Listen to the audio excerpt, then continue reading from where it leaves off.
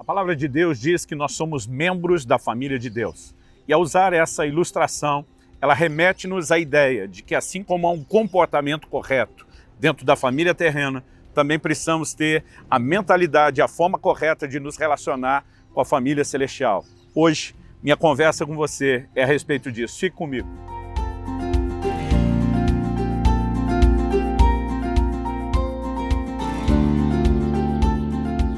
Estou em Ribeirão Preto com o Teatro Dom Pedro II ao fundo e quero aproveitar para trazer uma palavra ao seu coração. Uma reflexão sobre a nossa postura que devemos ter como membros da família de Deus, como está escrito lá em Efésios 2:19. E o texto que eu quero compartilhar com você hoje é conhecido por todos nós como a parábola do filho pródigo. No entanto, a verdade é que, embora haja um destaque ao comportamento do filho pródigo, a maneira como ele é recebido de volta, nós não podemos limitar essa alegoria usada por Jesus somente à figura desse filho mais novo. Essa mesma história apresentada por Jesus tem um filho mais velho que também tem um comportamento a ser levado em conta. Temos também o pai, e eu quero basicamente falar da forma como cada um dos dois filhos, tanto o mais velho como o mais novo, tiveram um comportamento errado. E no final, mostraremos como o pai, refletindo um coração de amor, apresenta para cada um desses dois irmãos uma proposta de cura. Então quero estabelecer e definir aqui hoje o perfil de dois irmãos. Ambos tiveram uma postura, uma visão, um comportamento errado em relação à família. E como Jesus aplicou essa história familiar à nossa relação com Deus no plano espiritual, então nós vamos também aplicá-la ao nosso comportamento e à nossa postura na família de Deus. Normalmente, quando observamos essa história, se dá muita ênfase ao comportamento do filho mais novo. E eu quero começar falando exatamente dele, a figura mais conhecida dessa história. Acredito que a primeira característica ao estabelecer o perfil desse filho é destacarmos o aspecto interesseiro. Ele era alguém que estava olhando para a herança, e ele estava dando valor à herança muito mais do que ao próprio relacionamento com o pai e a permanência na família, né? E quando olhamos esse tipo de comportamento, ele não parece ser tão diferente de pessoas que muitas vezes abraçam o evangelho de forma equivocada. Talvez pela forma errada com que o evangelho foi comunicado, e infelizmente isso vem acontecendo bastante. Talvez porque mesmo o evangelho tendo sido apresentado de forma correta, essa pessoa teve uma decisão de não agir à altura do convite e da proposta que lhe foi feita. Por exemplo, nós lemos em Atos 8 a respeito daquele Simão, um ex-mágico em Samaria, que se converte. No entanto, em algum momento ele começa a querer viver o evangelho fora do padrão definido. E é por isso que o apóstolo Pedro precisa confrontá-lo e repreendê-lo. Muitas vezes, até pela forma como as pessoas estão focando um evangelho de soluções para problemas terrenos apenas, e não pensando ou focando na questão da eternidade, da vida espiritual. Nós temos pessoas que estão se dirigindo a Cristo ou abraçando o evangelho apenas porque vem ali um lugar onde elas encontrarão provisão para as suas necessidades, quer sejam as necessidades materiais, necessidades físicas, como de saúde, quer sejam necessidades emocionais, relacionais. Muitas vezes as pessoas estão olhando para Deus apenas como uma espécie de um banco, onde há uma provisão, há algo onde podemos sacar para resolver os nossos problemas. E esse perfil muitas vezes tem se repetido na vida de muitas pessoas. Ele também, podemos dizer, era alguém que pode ser classificado como um inconsequente. A semelhança de Esaú, que vendeu o seu direito de primogenitura por um prato de lentilha, nós temos aqui um filho que está focando os prazeres passageiros, dando a eles muito mais valor do que a permanência na família, do que o relacionamento com o pai. Infelizmente, há pessoas que, mesmo dentro da família de Deus, acabam se comportando assim.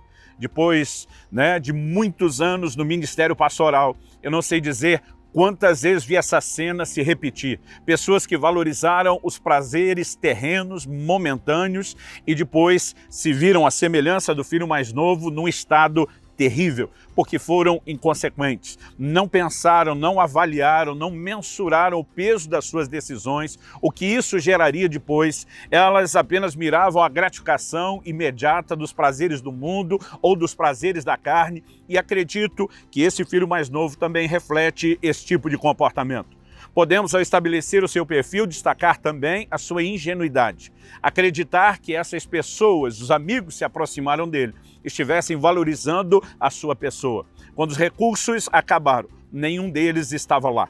A presença de cada um deles ao lado desse filho mais novo era apenas enquanto ele tinha algo a oferecer, porque eles eram tão interesseiros quanto ele. Mas ele, de alguma forma, expressa essa ingenuidade de acreditar que trocou laços de relacionamentos profundos, como os da família, por algo que substituísse a altura. Tenho percebido quanta gente, mesmo depois de ter sido inserida na família de Deus, comete esse equívoco de abandonar laços de relacionamentos verdadeiros que poderiam ajudá-los e, de forma ingênua, trocam isso por pessoas que acabam apenas se aproveitando deles. Talvez podemos destacar ainda um último aspecto, que ele era insensível aos laços familiares. Primeiro, ele foge, vira as costas para o pai. Depois, ele volta com uma proposta dizendo, eu quero ser um servo. Os escravos do meu pai estão melhor do que eu, então eu estou disposto a me rebaixar esse nível, ser tratado como servo. Obviamente, ele está apenas transbordando e refletindo a falta de entendimento sobre esses vínculos. Qual é a proposta de cura que podemos levar em conta para esse tipo de gente, com o perfil do filho mais novo? Em primeiro lugar, a valorização do relacionamento, seja com o pai, que reflete o Pai Celeste na família, seja com o restante da família. As pessoas precisam entender que não há como viver a vida cristã de forma isolada ou desconectada.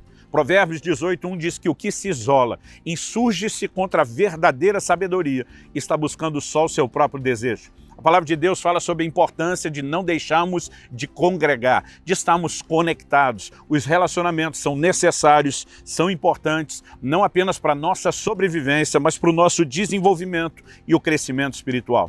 A proposta de cura também envolve o entendimento do que é o amor incondicional da parte de Deus, e eu vou falar disso melhor daqui a pouquinho. Ao estabelecermos um perfil do irmão mais velho, o que pode ser levado em conta é a indiferença dele. Nós podemos destacar nessa parábola, que tem muitos versículos, não daria para lê-la toda, o aspecto da indiferença, quando no versículo 28, a Bíblia mostra que o filho mais velho chega do campo. Os servos já estão preparando a festa começou, todo mundo está envolvido, ele parece estar tão envolvido no trabalho que ele é o último a chegar. E quando chega, a Bíblia diz que ele estava indignado e ele sequer queria entrar. O pai precisou convencê-lo a entrar. No versículo 31, nós vemos o pai explicando para ele qual era o lugar dele, o filho mais velho, na família, a herança que ele nunca desfrutou, e nós percebemos aqui esse elemento de indiferença, Se o irmão mais novo era um interesseiro, esse mais velho era um indiferente.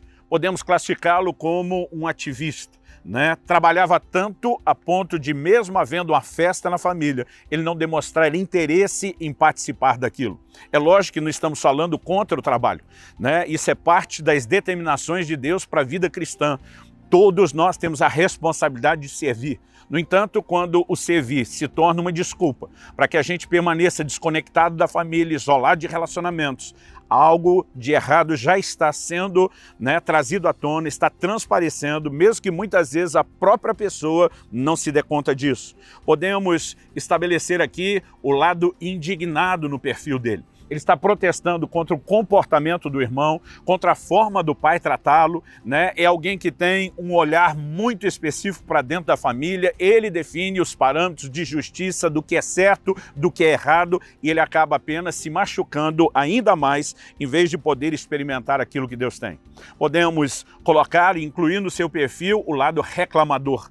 E muitas vezes nós temos esse tipo de gente dentro da igreja, dentro da família de Deus, o tempo todo se queixando, o tempo todo murmurando, o tempo todo se comparando com outras pessoas, e obviamente isso não é saudável. Mas algo que também merece ser destacado é que ele está no extremo do comportamento do irmão mais novo. Enquanto o mais novo era um interesseiro que só via herança, o erro dele foi não enxergar a herança. Eu ouvi uma vez um pregador falar sobre a teologia do cabrito. E ele tentava definir isso no protesto desse irmão mais velho, que diante do pai, ele diz o seguinte: esse seu filho, é interessante a forma como ele fala do irmão, nem admite ser o seu irmão, ele diz esse seu filho, porque já dissemos, ele tem esse perfil de indiferença. Ele diz, ele desperdiçou todos os seus bens com a vida dissoluta.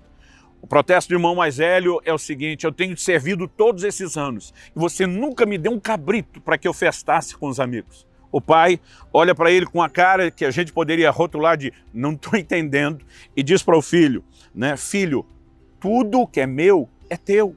O pai está dizendo, você está reclamando de eu não ter te dado um cabrito para você fazer uma festa com seus amigos? Todos esses rebanhos são seus. Você poderia ter usufruído disso a qualquer momento, a qualquer hora. Então, nós temos aquele perfil do crente que na família não entende a sua herança, não entende o que está à disposição, o pai já lhe deu tudo, mas ele está sempre se queixando de não ter recebido algo do tudo que já é seu. Quando enxergamos o perfil de cada um dos dois, vemos erros e vemos também o que definimos aqui como uma proposta de cura. O mais velho precisava ver herança e nós precisamos, embora não devemos ser interesseiros, enxergar a herança que nos pertence. Ele também precisava entender a família como algo maior do que ele mesmo. Embora permaneça em casa, o coração está desconectado do pai, do irmão e de todas as coisas. Acredito que a melhor forma de terminar falando é não apenas distinguir o perfil de cada um dos irmãos, mas lembrar do pai amoroso, né? O amor não depende da performance. A forma como ele trata os filhos é muito elucidativa em relação a isso. Ele ama ao que saiu da casa da mesma forma como ele ama o que permaneceu, né? Perdão é oferecido em lugar de condenação e o amor não o impede de corrigir. Tudo isso faz parte do nosso Pai Celestial, suas regras para a família, que eu e você devemos entender e viver. Que o Senhor nos ajude, que Ele nos dê graça para isso.